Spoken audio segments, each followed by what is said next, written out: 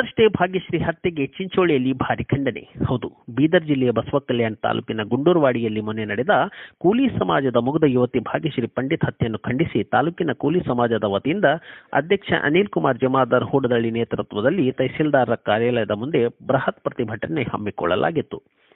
ಪ್ರತಿಭಟನಾಕಾರರು ದುರ್ದೈವಿ ಭಾಗ್ಯಶ್ರೀ ಹಾಗೂ ಅವಳ ಕುಟುಂಬಕ್ಕೆ ನ್ಯಾಯ ಒದಗಿಸಿಕೊಡುವಂತೆ ತಹಸೀಲ್ದಾರ್ ಸುಬ್ಬಣ್ಣ ಜಮಖಂಡಿ ಮೂಲಕ ಮುಖ್ಯಮಂತ್ರಿಗಳಿಗೆ ಮನವಿ ಪತ್ರ ಸಲ್ಲಿಸಿ ಹತ್ಯೆಗೆ ಕಾರಣರಾದವರ ವಿರುದ್ಧ ಕಠಿಣ ಕ್ರಮಕ್ಕಾಗಿ ಒತ್ತಾಯಿಸಿದರು. ಈ ಪ್ರತಿಭಟನೆ ಉದ್ದೇಶಿಸಿ ಮಾತನಾಡಿದ ಹೋರಾಟಗಾರರು, ನಿರಪರಾಧಿ ಯುವತಿಯನ್ನು ಕಟುಕರು ಕ್ರೂರವಾಗಿ ಕೊಂದು ಹಾಕಿ ಮನುಕುಲ ತಲೆ ತಗ್ಗಿಸುವಂತೆ ಮಾಡಿದ್ದಾರೆ. ಇದೊಂದು ಹೇಯ ಕೃತ್ಯವಾಗಿದ್ದು ಇದನ್ನು ನಾವು ಬಲವಾಗಿ ಖಂಡಿಸುತ್ತೇವೆ. ಇಂತಹ ಹೇಯ ಕೃತ್ಯಗಳಿಗೆ ಕಾರಣವಾದ ಕಿಡಿಗೇಡಿಗಳನ್ನು ಮುಲಾಜಿಲ್ಲದೆ ಸಾರ್ವಜನಿಕವಾಗಿ ಗಲ್ಲಿಗೇರಿಸಬೇಕೆಂದು ಪ್ರತಿಭಟನಾಕಾರರು ಆಗ್ರಹಿಸಿದರು. ಮುಖಂಡರು ಬೆಂಕಿಗೊಳ್ಳುತ್ತಾ ಮಾತನಾಡಿ, ಈ ದೇಶದಲ್ಲಿ ಹಾಗೂ ನಮ್ಮ ರಾಜ್ಯದಲ್ಲಿ ಅಹಿಂದ ವರ್ಗಗಳ ಹೆಣ್ಣು ಮಕ್ಕಳನ್ನು ಗುರಿಯಾಗಿಟ್ಟುಕೊಂಡು ಕೆಲ ದುಷ್ಕರ್ಮಿಗಳು ಅತ್ಯಾಚಾರಗಳನ್ನು ಮಾಡಿ ಕೊಲೆಗೈಯುತ್ತಿದ್ದಾರೆ.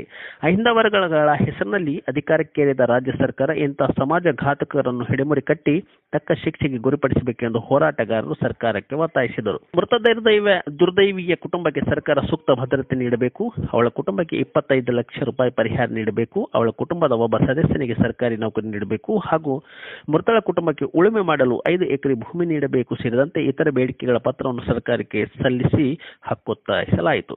ಈ ಸಂದರ್ಭದಲ್ಲಿ ಮುಖಂಡರಾದ ಗೋಪಾಲರಾವ್ ಕಟ್ಟಿಮನಿ, ಶರಣು ಮೋತಕಬಳ್ಳಿ, ಕೆಎಂ ಬಾರಿ, ಮಾರುತಿ ಗಂಜಗೇರಿ, ಆರ್ ಗಣಪತರಾವ್, ಯಮರಾಜ್ ಪವಾರ್, ಎಂ ಸಿದ್ದಪ್ಪ ಅಣಕಲ್, ಪಾಂಡ್ರಂಗ್ ಬುರುಜಿ, ಲಕ್ಷ್ಮಣ ಔಟಿ, ಜಗನ್ನಾಥ್ ಜಮಾದಾರ್ ಸೇರಿದಂತೆ ಇತರೆ ಮುಖಂಡರು ಸಮಾಜ ಘಾತುಕರ ವಿರುದ್ಧ ಹರಿಹಾಯ್ದರು. ಈ ಪ್ರತಿಭಟನೆಯಲ್ಲಿ ಮುಖಂಡರಾದ ರಾಜು ಪವಾರ್, ಗಂಗಾಧರ್ ಗಡ್ಡಿಮನಿ, ಹನುಮಂತ ಪೂಜಾರಿ, ಬಸವರಾಜ್ ಸುಲೆಪೇಟ್, ಅಭಿಷೇಕ್ ಮಲ್ಕನೂರ್, ರವಿ ಪಾಟೀಲ್, ಕೃಷ್ಣ ದಯಾಳ್, ವೈಜನಾಥ್ ದಾದಿ, ಗೋಪಾಲ್ ಗಾರಂಪಳ್ಳಿ, ಗುಂಡಪ್ಪ ಔರಾದಿ, ಶರಣು ನಾಟಿಕರ್, ನಾರಾಯಣ್ ನಾಟಿಕರ್, ರಾಮಣ್ಣ ಗೋಪನ್ಪಳ್ಳಿ, ಅನಿಲ್ ವಾಲಿಕರ್, ಜಗನ್ನಾಥ್ ಪೂಜಾರಿ, ರಾಜು ತೋಡಿ, ಚಂದು ಘಾಲಿ, ದತ್ತು ಚಿಂಚೋಳಿ ಸೇರಿದಂತೆ ವಿವಿಧ ಗ್ರಾಮಗಳಿಂದ ಆಗಮಿಸಿದ ವಿವಿಧ ಕೋಮಿನ ಮುಖಂಡರು ಹಾಜರಿದ್ದರು. ಪ್ರತಿಭಟನಾಕಾರರಿಗೆ ಸಿಪಿಐ ಕಪಿಲ್ ದೇವ್ ಮಾರ್ಗದರ್ಶನದಲ್ಲಿ Chincholi sub inspector Gangamma police ಸಿಬ್ಬಂದಿಗಳು ಸೂಕ್ತ ಬಂದೋಬಸ್ತ್ ವಹಿಸಿದರು.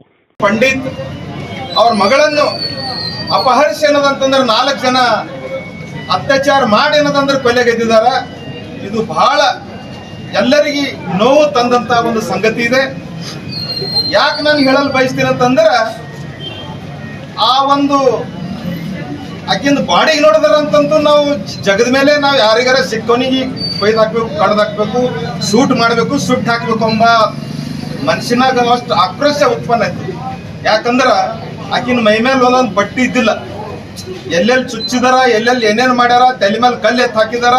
ಆ ಬಾಡಿಗೆ ನಾ ಖುದ್ದಾಗ ನೋಡಿದಾಗ ನನ್ನ ಮನುಷ್ಯನಾಗಂತೂ ದುನಿಯಾದಾಗ ಇಂಥ ಪಾಪಿಗಳನ್ನ ಯಾವ ಟೈಪ್ ಅವರಿಗೆ ಶಿಕ್ಷೆ ಕೊಟ್ಟರು ಕಡಿಮೆ ಅಂತ ಕಷ್ಟ ಹೇಳಬಲ್ಲೆ.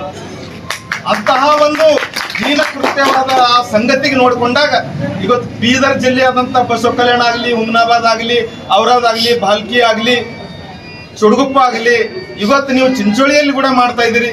ಇದು ನನಗೆ ಬಹಳ ನೋವಿನ ಸಂಗತಿ ಇದೆ.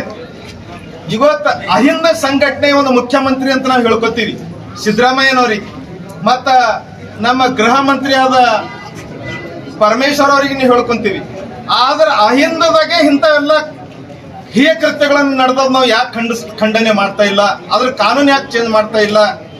ಕಾನೂನು ಚೇಂಜ್ ಮಾಡ್ತಕ್ಕಂಥ ಧ್ವನಿ ಯಾಕೆ ಎತ್ತಾ ಇಲ್ಲ?